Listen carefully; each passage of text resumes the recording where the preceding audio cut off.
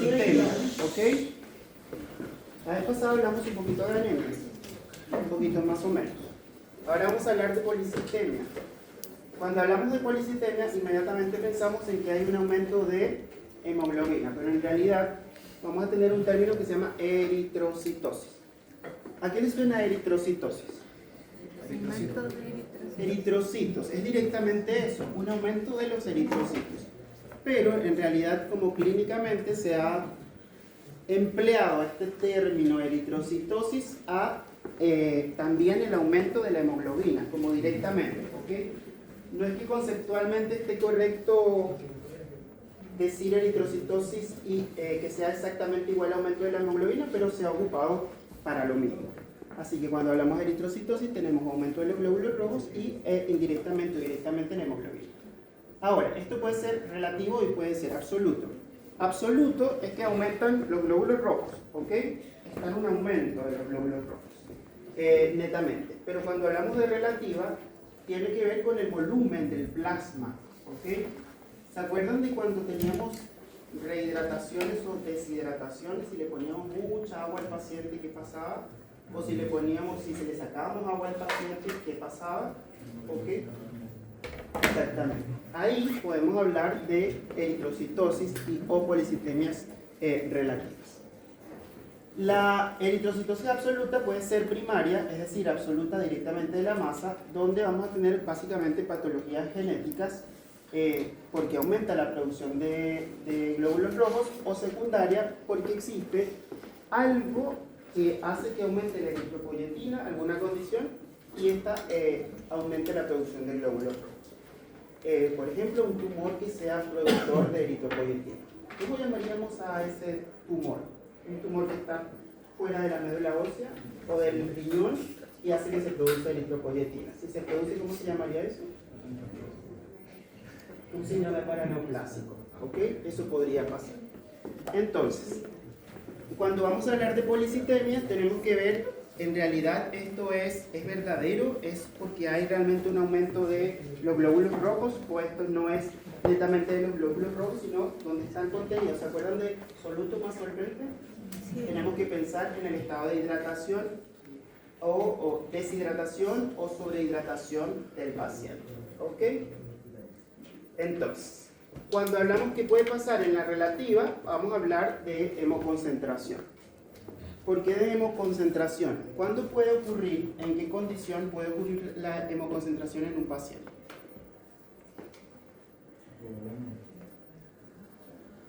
En una hipovolemia condicionada por ejemplo, si un paciente tiene un traumatismo y sangra, ¿va a estar hemoconcentrado? No. Pero si un paciente tiene diarreas y o vómitos, por ejemplo, ¿puede estar hemoconcentrado? Sí, porque se pierde más cantidad de agua en el sangrado, que vamos a perder todo, contenido. Pero en la diarrea, por ejemplo, los vómitos, vamos a perder, bueno, depende del tipo de deshidratación, pero se pierde mayormente agua. ¿Ok? ¿Me voy a preguntar algo? No. Ok. Ahora, en la policitemia primaria, aquí tenemos una neoplasia mieloproliferativa. ¿Qué significa la palabra mieloproliferativa?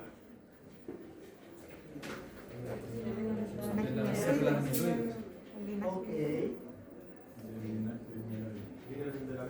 Del linaje de las células mieloides vamos a tener una neoplasia que hace que se multipliquen las células.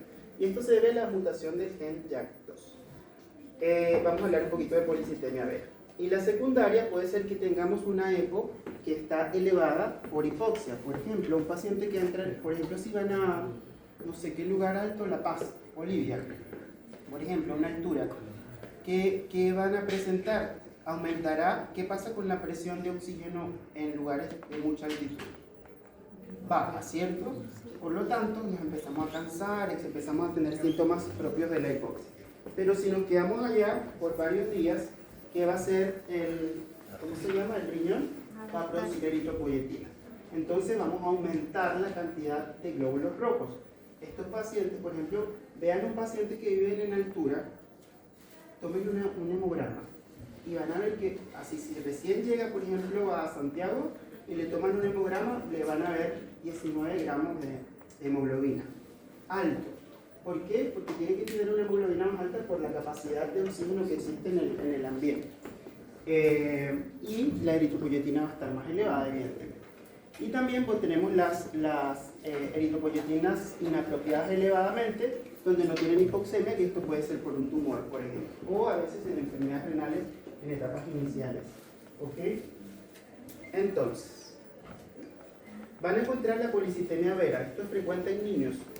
La policitemia vera es una policitemia o una eritrocitosis primaria, donde ¿qué vamos a tener? Es una enfermedad neoplásica mieloproliferativa que está ligada a la genética. La mutación específicamente del gen JAK2, donde lo que vamos a hacer es que, digamos que lo que comanda los mecanismos de proliferación celular van a estar alterados y que vamos a tener un aumento marcado constante de la producción de glóbulos rojos.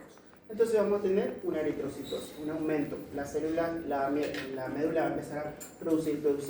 Tenemos una eritropoyesis autónoma. ¿Qué quiere decir eso? ¿La eritropoyesis es autónoma fisiológicamente? ¿Quién la comanda, la eritropoyesis? La eritropoyetina. Necesitamos la eritropoyetina para que la médula produzca. Pero, como esto es una neoplasia, entonces la médula produce nomás, ¿ok? También podríamos tener una panmielosis medular. ¿Saben qué es esto? Panmielosis. ¿Es el término pan? Pan es que abarca todas las líneas celulares, ¿ok? ¿Cuáles son las 3 líneas celulares más importantes? La eritroide, que es la roja. La blanca. Ok. Entonces vamos a tener toda la celularidad aumentada. Vamos a tener glóbulos rojos aumentados, eritroides aumentados, plaquetas aumentadas, etc. Y la eritropoyetina sérica va a estar baja. ¿Por qué razón creen ustedes que la eritropoyetina sérica va a estar baja en este paciente? Porque está siendo autónomo. Ok, desarrolle la respuesta. Una inhibición. ¿Cómo funcionan más o menos las hormonas? ¿Y qué dice el organismo? Si ya tengo tantos glóbulos rojos, ¿para qué produzco eritropoyetina? Entonces baja la producción de eritropoyetina. Esto es importante cuando estamos haciendo estudios de eritrocitosis, un paciente que tiene aumentada la hemoglobina o los glóbulos rojos, porque ¿qué pasaría si el paciente no es un tema de eritropoyetina, no es un problema renal, sino un problema directamente de la médula? Como la médula hace lo que quiere, básicamente no responde a nadie, sino es autónoma, la eritropoyetina se inhibe por retroalimentación. ¿Okay? Y voy a tener hiperviscosidad y trombosis. ¿Por qué es hiperviscosidad? ¿Qué es eso?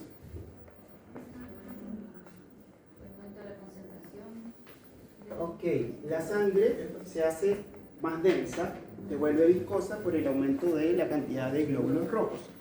Por lo tanto, si yo tengo una sangre más viscosa, su densidad es mayor, ¿qué va a pasar clínicamente? Se vuelve ¿qué? Mucho más lento porque es más pesada. ¿Y qué va a pasar? ¿Qué hace el organismo? Tengo que tener más fuerza, ¿no? Para poder empujar sangre y mantener el gasto cardíaco. Entonces, ¿qué va a empezar a aumentar? El gasto cardíaco, la frecuencia cardíaca, la presión arterial, inicialmente hasta que ya no se puede aumentar más y empezamos a tener pérdida de los mecanismos de compensación. Y puede haber trombosis por los mismos vasos sanguíneos que se empiezan, por los mismos eritrocitos que se empiezan a adherir por la viscosidad y o porque haya un aumento de las plaquetas en forma igual que aumento de la eritropoyesis. Entonces, tener en cuenta que acá en la policitemia es una neoplasia. No tenemos obediencia por parte de la médula a la ¿cómo se llama esto? A la eritropoyetina. Entonces también hay trombocitosis. No necesariamente hay trombocitosis, pero podría afectar las 3 líneas celulares. Ok, fíjense. síntomas de hiperviscosidad, la sangre es mucho más densa, se alteran los capilares, la microcirculación. ¿Qué vamos a tener? Si la sangre es más densa, ¿podría yo tener en algún punto síntomas de hipoxia? Podría tener síntomas de hipoxia. ¿Por qué? Porque le cuesta más llegar, porque tengo un aumento del gasto cardíaco, porque tengo un aumento de la frecuencia cardíaca. Podría haber por la viscosidad adherencias también de este tipo de células, de eritrocitos. Entonces los pacientes van a tener síntomas neurológicos como cefaleas, mareos, más o menos como la anemia, pero es por el otro lado.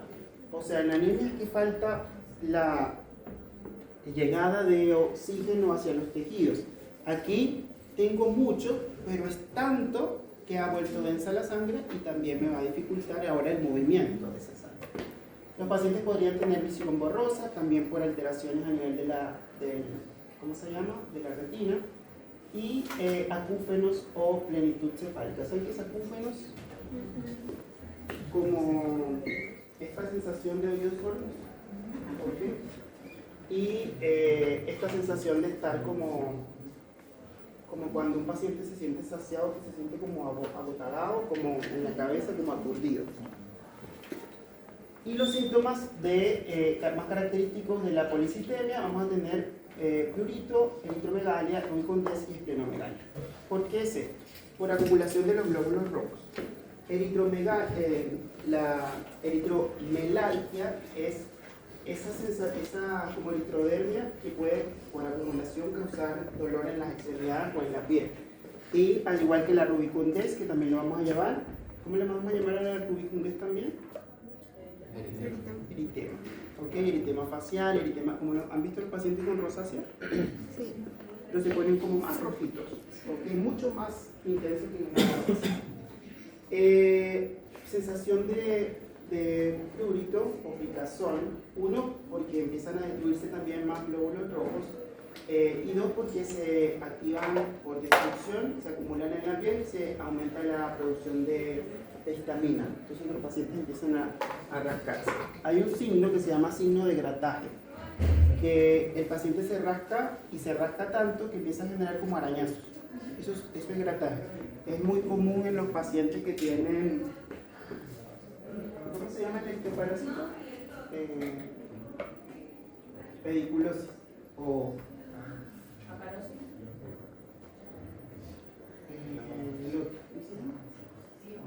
Los piojos.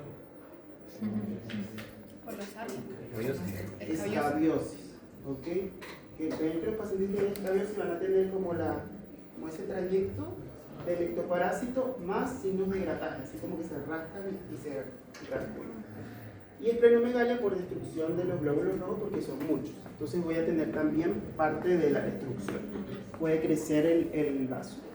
Otras complicaciones que puedo tener son la trombosis arterial y venosa. ¿Por qué podríamos tener? ¿Saben qué es una trombosis? ¿Qué significa esa palabra trombosis? Un trombo, coágulo, que en algún lugar de la circulación tapa esa microcirculación o circulación. Si yo tengo un aumento de la viscosidad de la sangre, se pueden adherir y se pueden ir pegando rápidamente hacia pequeños capilares. O bien, si ese aumento de los eritrocitos está acompañado de un aumento de las plaquetas, también aumenta la agregación plaquetaria y los pacientes pueden tener trombosis, tanto arteriales como venosas. Entonces, unas complicaciones que pueden tener estos pacientes son trombosis venosas profundas, eventos cerebrovasculares, infartos, tromboembolismo pulmonar, etc. Puede haber algo que se llama hemorragia paradójica. ¿Hemorragia qué es? Un sangrado, ¿cierto? ¿Y qué significa paradójico?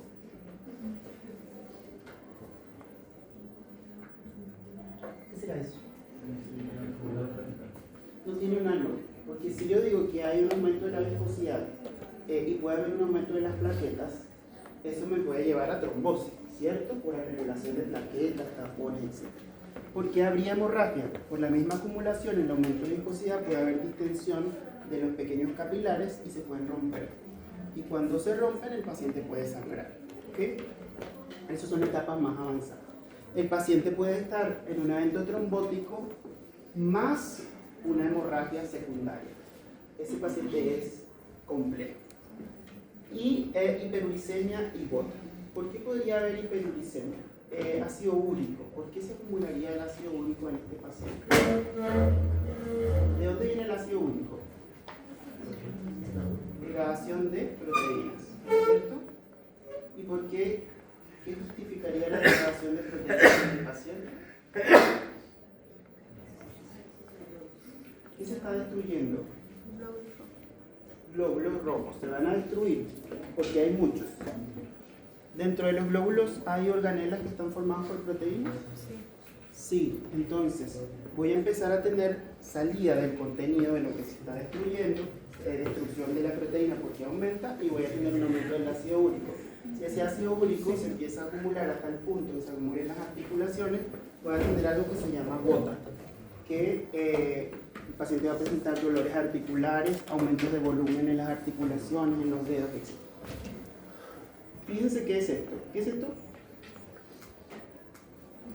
Es un paciente, es como una vista de un paciente. O sea, la migraña con aura es una manifestación, o sea, una patología, pero esto puede ser una clínica. Ven que como que se ve el campo visual, pero hay algo que dentro de ese campo visual o dentro de lo que está mirando el paciente no se ve. Empezamos a tener ciertas características hay algo que se llama, ¿cómo se llama? Como que el paciente ve puntos negros, escotomas, ¿ok? Pero hay escotomas centellantes, como estas sensaciones de luz de pronto en el campo visual, ¿ok? Eso podría pasar producto de la acumulación o de la disminución o el aumento de la viscosidad y la disminución de la llegada de oxígeno hacia la retina. Fíjense este paciente que tiene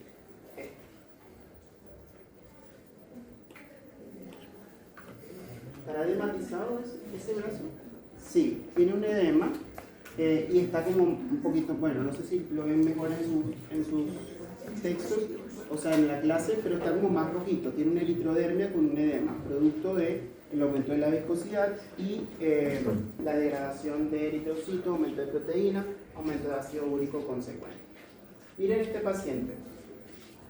¿Ven cómo tiene una mano respecto a la otra? Hay un edema de un lado, hay acumulación de ácido úrico, hay edema, hay eritrodermia. Los pies hay eritrodermia, edema, las manos son básicamente eritrodermia. Entonces, signos clínicos típicos de un paciente que puede tener policitemia. ¿Cuál describirían ustedes? ¿Cuál ustedes dirían? Bueno, lo más típico que yo creo que puede tener este paciente es este. ¿Qué sería? Eritrodermia. Van a estar rojos. Pero ojo, que no es el paciente de rosácea está rojito en la cara, ¿cierto? Como que si no se toma café y le da calor a hacerlo, cara.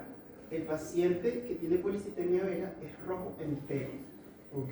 ¿Por qué? Porque tiene aumento de la hemoglobina, aumento del H, etcétera, etcétera. Y después se van a ir agregando otros síntomas. Los síntomas trombóticos, que son complicaciones, son en etapas más avanzadas de la enfermedad. Pero estos síntomas son síntomas más como característicos, sobre todo de la eritrodermia. Ahora, ¿cómo yo sospecho que un paciente, o en qué pacientes yo sospecho que tiene una policitemia vera? Primero, ¿en qué grupo etario? Puede ser, pero es un poco más frecuente en niños, ¿ok? Pero sí, un paciente puede ser que, porque esto es una neoplasia, puede ser que el paciente en algún momento que tenga la condición se exprese como la neoplasia y lo desarrolle como adulto.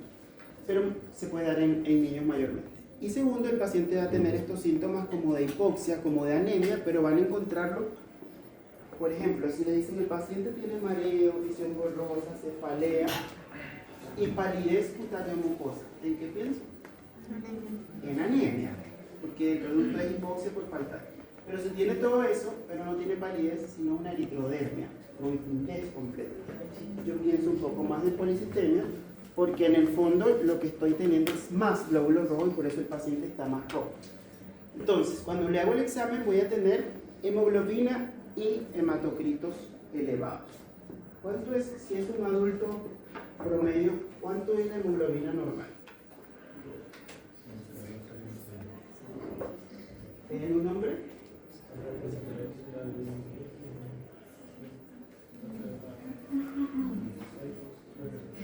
Más o menos 16, más o menos 2. Por ahí. ¿Y en la mujer?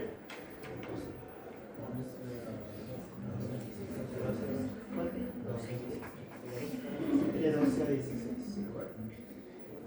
Entonces, ustedes hacen un hemograma y el paciente les dice que tiene 20 gramos de hemoglobina. ¿Qué tenemos que ver directamente? El hematocrito. Porque el hematocrito me va a hablar de la concentración de esa hemoglobina, ¿cierto? ¿Qué debería estar? El hematocrito a menos 3 veces el valor de esa hemoglobina. Si el paciente tiene 20, ¿cuánto de hemoglobina? ¿Cuánto debería tener más o menos de hematocrito? Por ahí, más o menos. ¿Ok? Y eventualmente yo puedo tener la línea blanca y la línea de plaquetarias aumentadas. ¿Esto es estrictamente necesario? No, no es estrictamente necesario. Podrían estar. Si estamos hablando de una eritrocitosis, una trombocitosis y una leucocitosis, ¿qué está pasando ahí?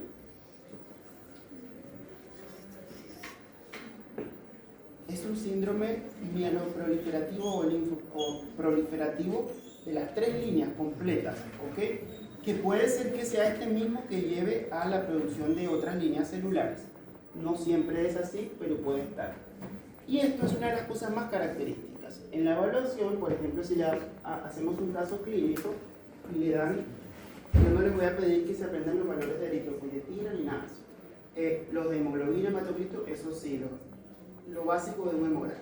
Pero, si en la evaluación les dicen que el paciente tiene hematocrito aumentado, tiene todos los síntomas, y la eritropoyetina debe estar baja.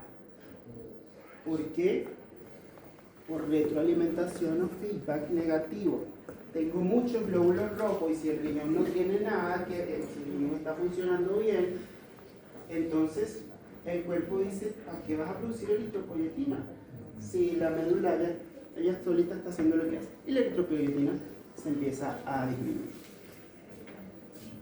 ¿Cómo yo confirmo el diagnóstico? Esto es genético, es una neoplasia. ¿Ok? Entonces, ¿qué voy a hacer?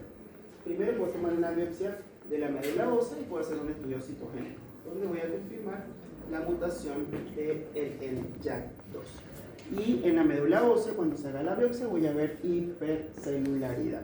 Muchas células en la médula ósea. Puede haber una panmielosis. ¿Qué es lo que era pan? Las 3 líneas celulares. Puede haber una panmielosis. Pero no, acuérdense de que no es estrictamente necesario que las 3 líneas celulares estén aumentadas. Puede pasar, ¿ok? Entonces, ¿qué le voy a pedir al paciente que tiene policitemia que yo sospecho? El primer examen. Un hemograma, simple, listo. Evidentemente a estos pacientes cuando se empieza a estudiar hay que pedirle todos los exámenes. La batería de exámenes generales es completa. Pero para orientarnos al estudio, un hemograma. ¿Qué voy a ver? Hematocrito elevado, hemoglobina elevada, puede ser que leucos y plaquetas estén elevadas. Después, ¿qué le voy a pedir? Una eritropoyetina sérica. ¿Cómo tiene que estar? Baja. Ya, entonces si ya sé que tiene los síntomas, que los eritrocitos están elevados, que el hematocrito está elevado, que la EPO está baja, esto es básicamente una policitemia vera. ¿Qué tengo que hacer para esto? Una aspirado de médula ósea, tomo una biopsia, veo la hipercelularidad y puedo pedir un estudio citogenético para ver la mutación del gen JAK. Y se hace el diagnóstico. Pero ese examen realmente es súper difícil de encontrar, pero es súper caro, pero por el sistema público, no sé cómo podría tener la confirmación. Con la biopsia de la médula ósea. ¿Ya te parece? Así que como hay como hiperviscosidad en la sangre, se puede generar como hipoxia en la tejido, eso podría llegar a conducir como un aumento en la eritropoyetina sérica por la señal hipóxica, aunque haya muchos glóbulos rojos, porque al final el riñón no se ensaya. Es posible que al principio sí, iniciando el cuadro. Es posible que sí, pero cuando se estabiliza el cuadro ya no. ya la señal del riñón es bajar la eritropoyetina. Pero sí es posible que sí.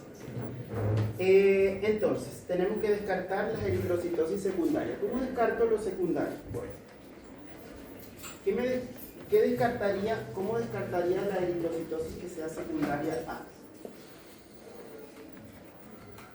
Por ejemplo, cuando yo hago la eritropoyetina. Porque si la eritropoyetina está elevada, así como muy elevada, esto es secundario a la eritropoyetina que se está elevando directamente. ¿Ok? Entonces tenemos que descartarlo principalmente con esto, aparte de la clínica. Y lo otro, integrar como por pasos seguidos la clínica, los exámenes más básicos y los exámenes más complejos para dar el diagnóstico clínico. ¿Y no es necesario progenética? Sí, el estudio citogenético que me va a dar la mutación del JAK2. Con eso tengo la confirmación final. ¿Ok? Miren, esto yo no se los voy a preguntar. Pero cuando ustedes lleguen a medicina interna, probablemente van a haber criterios y muchos criterios, tanto para diagnosticar como para tratar al paciente. Entonces, un poquito de silencio. Vamos a tener, por ejemplo, aquí están criterios para policitemia, donde tienen criterios menores y criterios mayores, donde se busca de la clínica o de los exámenes algún criterio mayor, entonces, y lo vamos a combinar con criterios menores para poder decir, sí, este paciente realmente tiene una neoplasia, una enfermedad mieloproliferativa, una neoplasia. Fíjense que tenemos es la prueba del gen JAK2 y cómo tiene los glóbulos blancos, cómo tiene las plaquetas, etcétera, etcétera, y con eso vamos recolectando información. Esto se los traje acá en esta diapositiva solamente para que lo tengan. No vamos a preguntar criterios de policía. ¿Okay? Y tenemos algo que se llama eritrocitosis secundaria. Una de las causas más comunes de eritrocitosis es esta. ¿Cómo le dicen? ¿Cómo le dicen? Cuando, no sé, se van a la montaña, Perellón y qué sé yo, es por la altitud. Mayor altitud, menor presión de oxígeno, voy a generar una hipoxia por ello. ¿Y qué va a pasar? Entonces, el paciente, si se queda ahí, no es inmediato, voy a tener una eritropoyetina que se va a empezar a elevar como compensación a la disminución de la presión de oxígeno y a la hipoxia. ¿Okay? En los pacientes que tienen EPOC y hipoxemia crónica, apnea del sueño, también voy a encontrar eritropoyetinas elevadas. ¿Por qué? El EPOC se llama enfermedad broncopulmonar obstructiva crónica. Los pacientes fumadores crónicos que hacen bronquitis crónica con enfisema tienen un problema de la difusión del, ¿cómo se llama?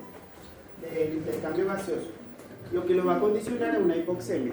Y esta hipoxemia nos va a llevar a un aumento de la eritropoyetina. Entonces ustedes van a ver estos pacientes, vean un paciente fumador de larga data, que ya tiene EPOC, que ya tiene bronquitis crónica, si no tiene otra patología agregada, probablemente va a tener los glóbulos rojos elevados.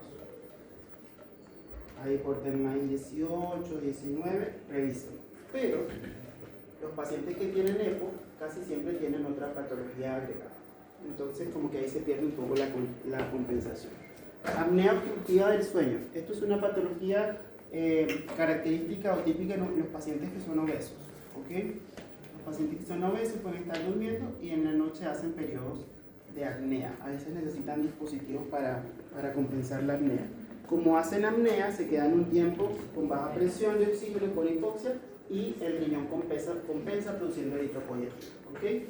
Los Schunn, ¿se acuerdan de los Schunn en embriología cuando había falta de cierre del tabique, etcétera? Por ejemplo, también porque se mezcla la sangre oxigenada con desoxigenada y después el corazón envía como una mezcla de sangre y baja la presión de oxígeno, el paciente tiene hipoxia y se compensa. Y el tabaquismo, que tiene que ver con el mismo, la formación de carboximoglobina, tabaquismo, EPO, que tiene que ver todo directamente con la baja de oxígeno en la sangre. Todo esto tiene que ver con hipoxia. Baja de oxígeno en la sangre, el riñón compensa produciendo eritropoyetina. Entonces, en este paciente que ustedes sospechan que tiene una eritrocitosis y le piden al paciente hemoglobina y hematocritos, ¿cómo van a estar hemoglobina y hematocritos?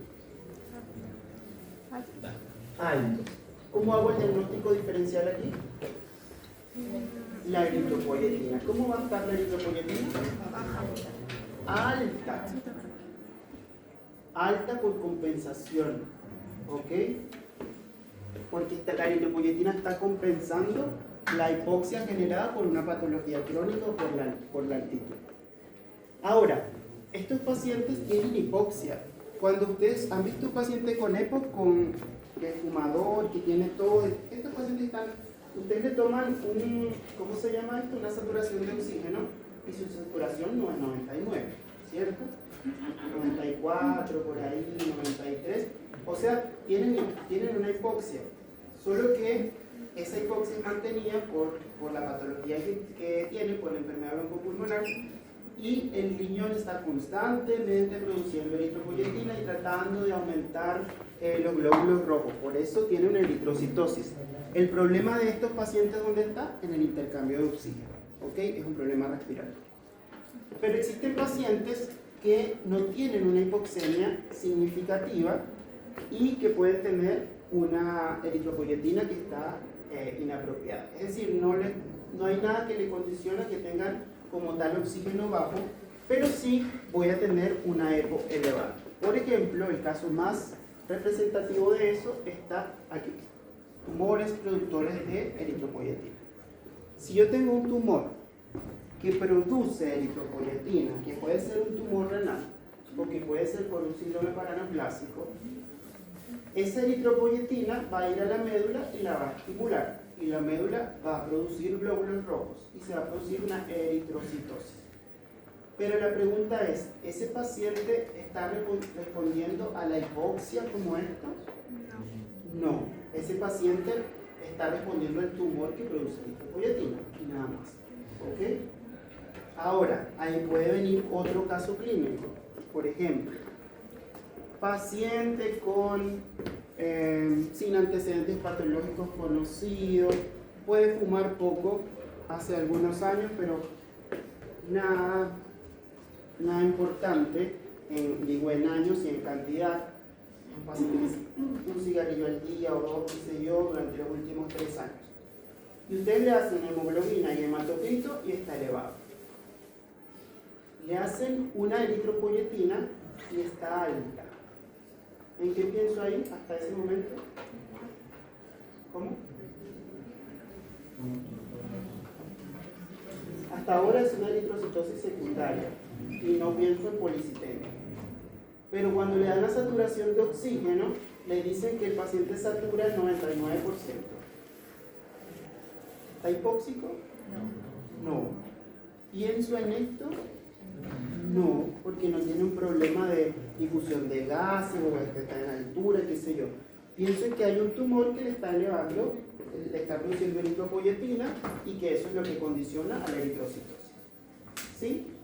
Entonces, ¿cómo voy a estudiar? Por ejemplo, a la hora de diagnosticar. A diferencia de la evaluación pasada, ahora vamos a tener que diagnosticar pacientes. Y eso lo vamos a diagnosticar con la clínica y con los exámenes de laboratorio. Cuando vayan a estudiar los diagnósticos de las diferentes enfermedades, háganse posibilidades o probabilidades. Por ejemplo, síndrome policitémico, eso es un diagnóstico grande, o un síndrome eritrocitario por el aumento de los eritrocitos. Eso es un síndrome grande, pero dentro de estos diagnósticos existen varias posibilidades. Entonces, de este síndrome yo tengo que ver qué tiene en común esto. Tiene que tener en común todos ellos, las eritrocitosis, hemoglobina y hematocrito elevado, hemoglobina y eritrocitos sí, pero el hematocrito puede ser un factor diferente. ¿Por qué? ¿Qué pasaría si un paciente, por ejemplo, tiene una hemoglobina de 13 y un hematocrito? Si tiene hemoglobina de 13, ¿cuánto espero tener el hematocrito? ¿Cuánto? 3 veces más. ¿Cuánto es?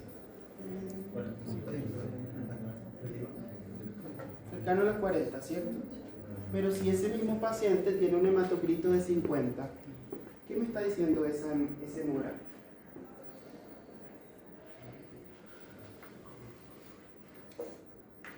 Fíjense, paciente tiene 13 gramos de hemoglobina. Yo esperaría tener cerca de los 40 por ahí de hematocrito. Pero el paciente tiene 50 o 60 de hematocrito. ¿Qué está diciendo eso? Porque se perdió agua. Eso lo pueden encontrar, por ejemplo, en un síndrome diarreico. Eso es relativo, ¿ok? Ahí yo no tengo que buscar causas de que si le falta oxígeno, que si no tiene. No, eso es secundario a la pérdida de agua, ¿ok? Se llama hemoconcentración. Ahora, después podemos buscar, bueno, hematocrito, hemoglobina elevada, etcétera, etcétera. ¿Qué es, cuando yo tengo el hemograma, qué es lo primero que me va a diferenciar o que me puede hacer una diferencia entre los tipos de eritrocitosis? Eritropoyetina. Entonces, ese sería lo segundo a pedir. Que si la eritropoyetina está baja, pienso en un problema de la médula ósea. Si está alta, puedo pensar acá. ¿Qué me va a diferenciar entre estas dos? ¿Vale? La saturación de oxígeno. ¿Ok? Entonces yo puedo pedir una saturación o puedo pedir gases arteriales. ¿Qué pasaría si la saturación está normal o qué pasaría si la saturación está baja? Entonces voy haciendo como esquemas para llegar a un diagnóstico definitivo final. Ajá. Pero hay una duda porque, ¿qué pasa si, por ejemplo, en la clínica el paciente cumple todos los requisitos? ¿Requisitos de? Por ejemplo, de la policitema. Y cuando voy a revisar, por ejemplo, la eco sérica, la veo que está dentro del rango normal. No está alta, no está baja, está normal. ¿Qué comanda ahí? Porque tiene toda la clínica, pero no, el examen no me está... ¿Hemoglobina y hematocrito están normales? Eso cumple el criterio de policitema. O sea, tengo hematocritos altos y tengo la hemoglobina alta también. Ok, y las otras líneas celulares también. Las otras líneas pueden estar levemente alteradas o normales. Por ejemplo, ahí en esos casos, ¿qué comanda? La presión de oxígeno. La saturación está normal. Claro, no podríamos sospechar que fuera por secundario. Podría ser algo bien leve en la médula ósea o inicio de algo de la médula ósea que está en un proceso de pero que no se llega a desarrollar. Podría ser. Habría que relacionarlo con la clínica y pedir algo un poco más específico.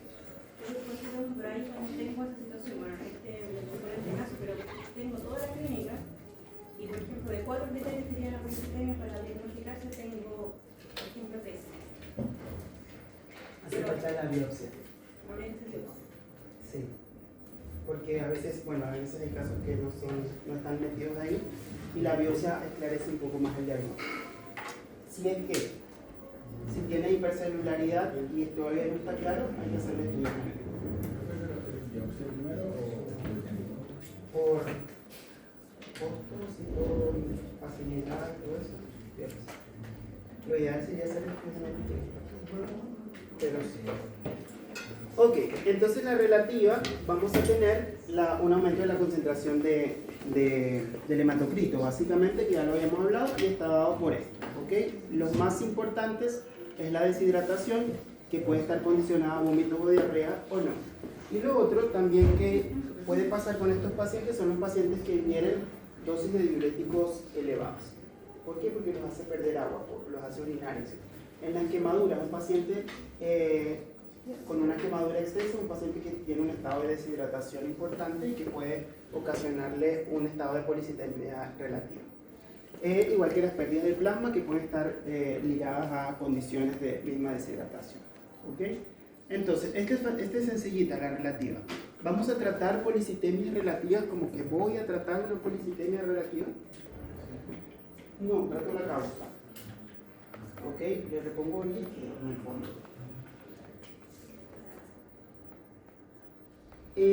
Ok, entonces ¿cómo vamos a hacer un algoritmo diagnóstico? Lo que les decía, confirmamos en la historia clínica la sintomatología y vamos a ver, ¿esto es relativo o esto es absoluta?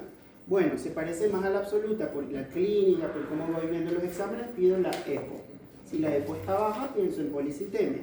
Entonces le pido biopsia y el citogenético si es que es necesario y, o si es que se puede hacer el citogenético. Si es normal o está alta, busco eritrocitosis secundaria. Esa eritrocitosis secundaria la busco, el caso que estaba planteando Dickens, secundaria alta, saturación de oxígeno. Pero si esto está normal, y no cumplo con esto, ¿dónde va esta flecha? Ahí. ¿Sí?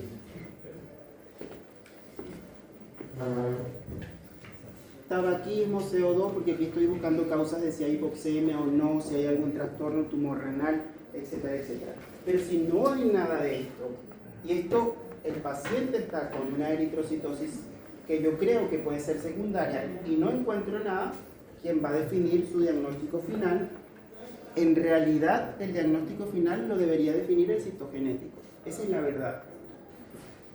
Pero no todos los pacientes le podemos hacer citogenéticos, ¿cierto? Entonces, generalmente con el hematólogo se hace una biopsia de médula ósea. Y ahí está un estudio, un cuadrito fino. Fíjense, tenemos policitemia. Vemos qué características tiene el paciente en cuanto a sintomatologías. Lo que primero va a tener es la eritrodermia, ¿ok? El aumento de la viscosidad de la sangre y con ello todos los síntomas, aumento de la frecuencia, la presión arterial, etc. Y puede tener complicaciones trombóticas. Entonces, ¿esa policitemia es relativa? Es la pregunta. Bueno, voy a buscar antecedentes. Tiene diarrea, tiene vómitos, está perdiendo líquido por algún lugar, usa diuréticos, etc. Esa es la pregunta. Busco la causa. Si es relativa, ¿qué debo hacer? Tratar la causa y nada más.